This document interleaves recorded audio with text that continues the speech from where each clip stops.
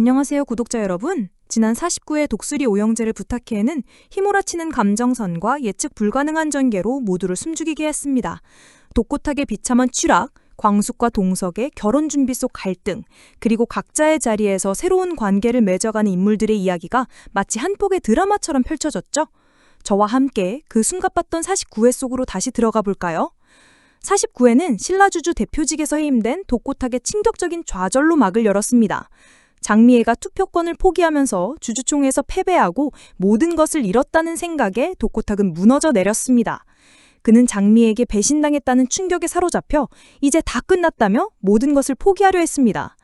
장미애에게 강수랑 잘 먹고 잘 살아라 며 원망을 쏟아내고 뛰쳐나가는 독고탁의 뒷모습은 믿었던 가족에게 속았다는 배신감과 절망감으로 가득했습니다. 그는 결국 한강으로 향해 술을 마시며 쓰디쓴 마음을 달랬습니다. 한편 독고탁의 몰락과는 대조적으로 광숙과 동석의 결혼 준비가 시작되었습니다.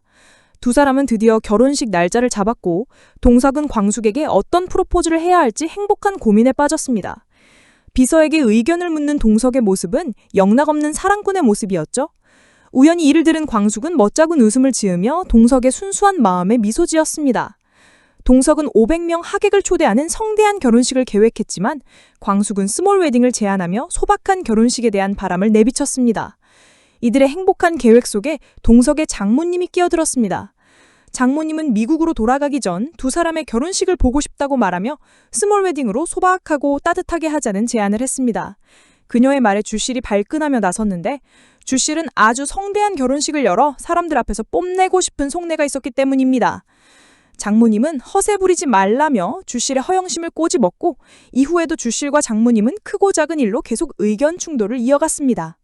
특히 주실은 광숙이 결혼 후 술도가를 그만두고 내조에 전념하길 바랬지만 장모님은 광숙이 사업을 계속 이어가는 것이 좋겠다고 주장했습니다. 집에 돌아온 주실은 전 장모가 무슨 자격으로 이래라 저래라 오지랖을 떠냐며 우화통을 터뜨렸고 동석의 결혼식에 대해 감노하라 배노하라 한다며 광숙에게 불평을 늘어놓았습니다. 결국 동석은 2주 뒤 호텔 연회실을 빌려 결혼식을 하기로 계획했습니다. 독고탁의 사건은 다른 인물들에게도 영향을 미쳤습니다. 독고탁은 결국 검찰로 송치됐고 조작 영상 사건에 대한 강도 높은 조사가 시작되었습니다. 장미애는 어떤 서류를 들고 마침내 독수리 술도가로 향했는데 그녀의 손에 들린 서류는 신라주주의 모든 주식을 독수리 술도가에 넘기겠다는 내용이었습니다. 장미애는 독수리 술도가 돈으로 세운 신라주주이니 주식을 받아달라고 간절히 애원했지만 광숙은 한코사 사양했습니다. 장미애의 복잡한 심경과 광숙의 단호함이 교차하는 중요한 장면이었습니다. 한편 집에 돌아온 독고탁은 또다시 장미애에게 원망을 표출했습니다. 이에 장미애는 그를 지키기 위해 기권한 것이며 모두를 위한 선택이었다고 말했지만 독고탁은 그녀의 말을 이해할 수 없었습니다. 결국 장미애는 짐을 싸고 집을 나섰고 마침 집에 돌아오던 강수와 세리를 마주했습니다. 세리가 강수를 오빠라고 부르는 것을 보고 장미애는 가슴이 먹먹해졌습니다.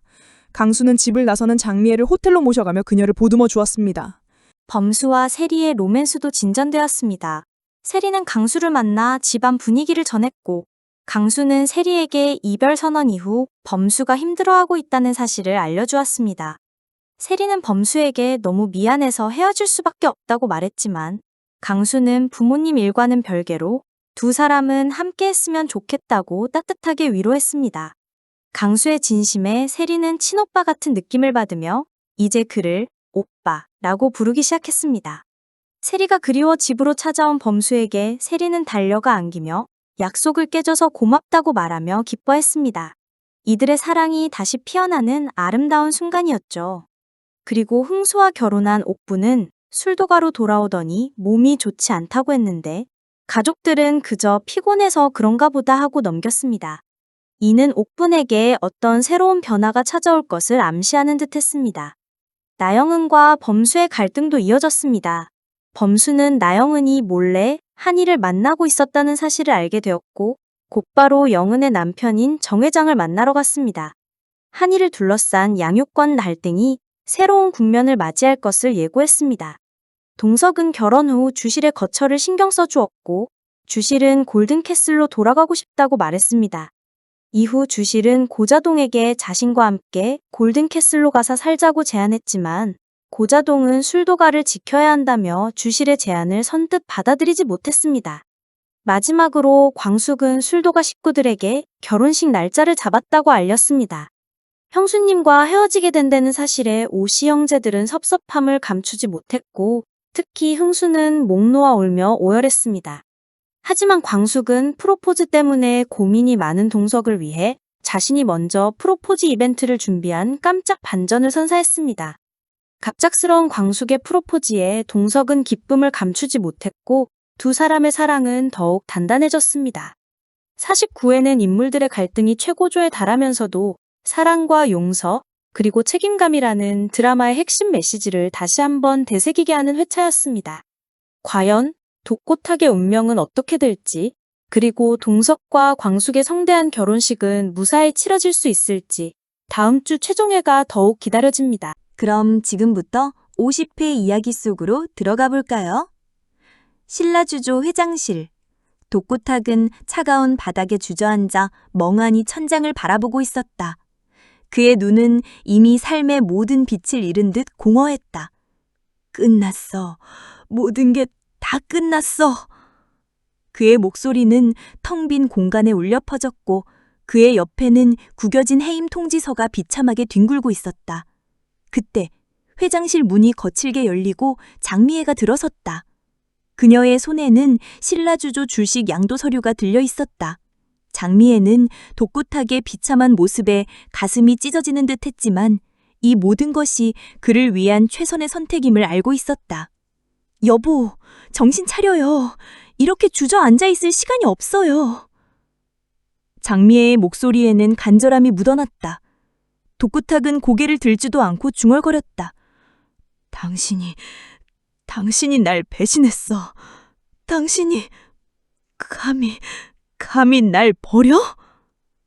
그의 원망 섞인 말에 장미애의 눈가가 붉어졌다. 배신이 아니에요. 이건 당신을 위한 마지막 기회였어요. 당신이 이대로 가다간 정말 모든 걸 잃을 거라고요. 내가 당신을 지키기 위해서 기권한 거라고요. 장미애는 흐느꼈지만 독고탁은 그녀의 말을 이해할 수 없었다. 시끄러워. 다 거짓말이야. 이제 다 끝났어. 강수랑 잘 먹고 잘 살아라. 나 같은 건. 그는 비틀거리며 자리에서 일어섰고 짐승처럼 울부짖으며 회장실을 뛰쳐나갔다. 장미애는 주저앉아 독고탁의 뒷모습을 바라볼 뿐이었다. 그의 발걸음은 맹목적으로 한강을 향했고 차가운 강바람이 그의 뺨을 스쳤지만 그의 내면은 이미 얼어붙은 지 오래였다. 저 멀리 보이는 도시의 불빛들이 마치 자신을 비웃는 듯 아득하게 느껴졌다. 그는 난간을 붙잡고 몸을 기울였다. 그때였다. 아버지! 뒤에서 들려온 절박한 목소리. 독고셀이었다. 그녀는 숨을 헐떡이며 독고탁에게 달려왔고 그 뒤를 오범수가 따랐다. 세리는 독고탁의 팔을 붙잡고 매달렸다. 아빠, 제발 이러지 마세요. 저한테는 아빠밖에 없어요. 아빠가 없으면 저는 어떻게 살아요. 제발 돌아와 주세요. 세리의 눈물은 독고탁의 차가운 뺨을 적셨고 그 뜨거움이 독고탁 심장 깊숙이 파고들었다. 독고탁은 멍한 눈으로 세리를 보았다. 그토록 외면했던 딸의 진심이 그의 마음을 뒤흔들었다. 오범수가 독고탁의 어깨를 힘주어 잡았다. 장인어른, 아직 끝이 아닙니다. 세리 씨가 여기 있고 한이도 있습니다. 그리고 저도 있습니다. 당신이 저지른 잘못 이제부터라도 바로 잡으면 됩니다. 저희가 함께 할 겁니다. 범수의 진심 어린 외침에 독고탁의 눈에서 마침내 굵은 눈물이 흘러내렸다. 그는 범수와 세리의 손을 번갈아 잡고 깊이 고개를 끄덕였다. 그의 오만함은 한강의 차가운 물속으로 가라앉고 진정한 회개의 씨앗이 움트는 순간이었다. 한편 한동석의 저택은 마광숙과의 결혼식 준비로 활기에 넘쳤다. 2주 앞으로 다가온 결혼식 날짜에 동석은 행복한 고민에 빠졌다. 광숙 씨, 우리 결혼식 말이야. 500명은 와야 하지 않겠어? 이왕 하는 거 성대하게 해야지. 신라호텔 그랜드 볼룸으로 예약할까? 동석은 흥분을 감추지 못하고 광숙에게 연신 의견을 물었다. 광숙은 동석의 순수한 마음에 미소 지으며 대답했다. 아이고 회장님, 500명이나요? 너무 과한 거 아니에요? 저는 그런 거창한 것보다 진심이 담긴 조촐한 결혼식이 더 좋아해요. 동석은 뱅긋 웃으며 광숙의 이마에 입을 맞췄다. 에이, 평생 한 번뿐인 결혼식인데 우리 광숙 씨 내 아내가 되는데 내가 이 정도도 못 해주겠어? 다 나한테 맡겨. 최고로 멋진 결혼식 만들어줄게. 그의 목소리에는 광숙을 향한 깊은 사랑과 진심이 담겨 있었다. 하지만 이때 예고 없이 동석의 장모와 주실이 함께 동석의 집에 찾아왔다. 두 사람은 평소라면 절대 함께 움직이지 않을 사이였기에 동석과 광숙은 의아한 표정으로 그들을 마주했다. 주실이 먼저 입을 열었다. 그녀의 얼굴에는 초조함이 역력했다. 동석아, 광숙아, 너희 결혼식 미뤄야겠다. 동석의 장모님도 고개를 끄덕이며 말을 이었다. 맞아. 지금은 때가 아닌 것 같다. 결혼식을 연기해야 해. 동석은 믿을 수 없는 듯 두 사람을 번갈아 보았다. 네? 갑자기 무슨 말씀이세요? 날짜까지 다 잡았는데 대체 무슨 일이길래요? 광숙의 얼굴에도 당혹감이 스쳤다. 어머니, 주실 아주머니, 대체 무슨 일이신데요? 주실은 깊은 한숨을 내쉬었다. 독고탁, 그 인간이 결국 검찰 조사를 받다가 쓰러졌대. 위독하다고 병원에 실려갔다더구나. 장모님의 얼굴에도 슬픔이 드리워졌다.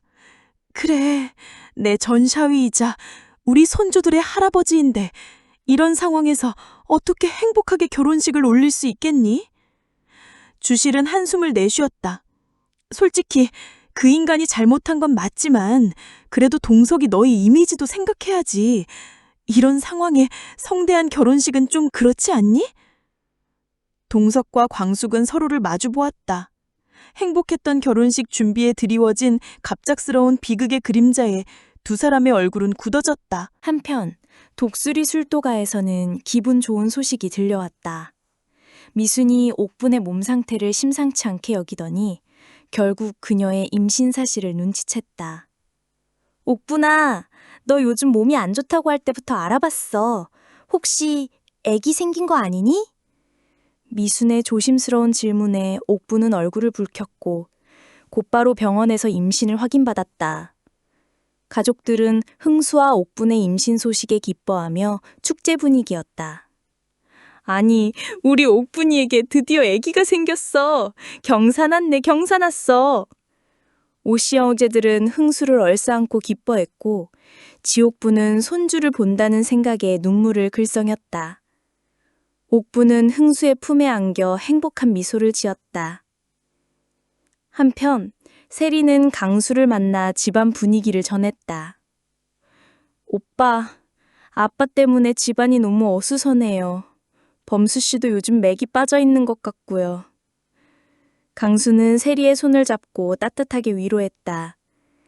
세리야, 범수가 너 때문에 힘들어하고 있었어.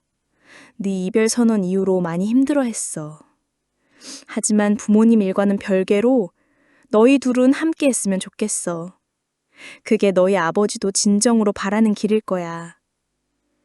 강수의 진심 어린 위로에 세리는 친오빠 같은 느낌을 받으며 감동했다. 그래서 이제부터 강수를 오빠라고 부르기 시작했다.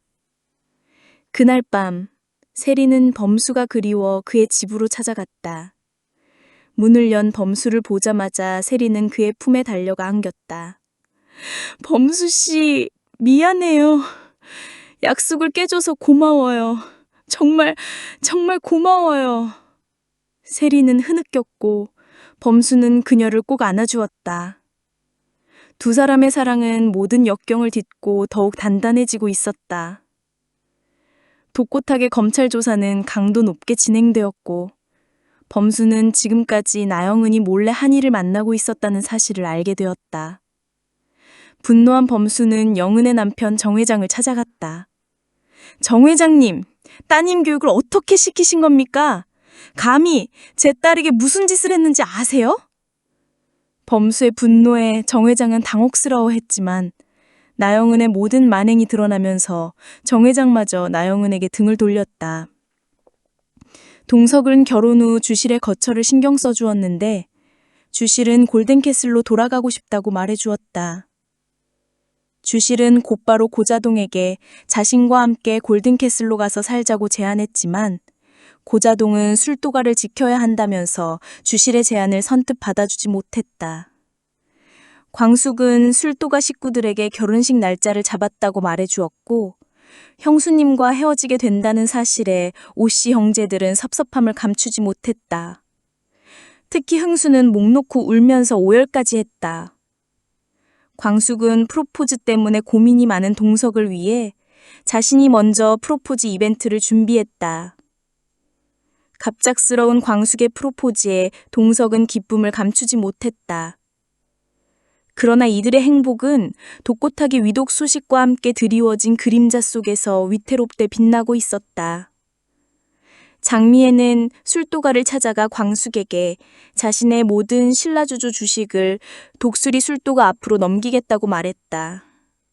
빨리 성공해서 갚자라는 마음을 품고 있었는데 너무 늦어버려서 미안해요. 어쩌거나 독수리 술도가 돈으로 세운 신라주조니까 제발 주식을 받아줘요. 장미애는 간절히 애원했지만 광숙은 받아줄 수 없다며 한사코 사양했다. 독고탁은 경찰에서 출석 요구를 받게 된다. 모든 것이 혼동 속으로 치닫는 가운데 각자의 운명은 과연 어떤 결말을 향해 달려갈까?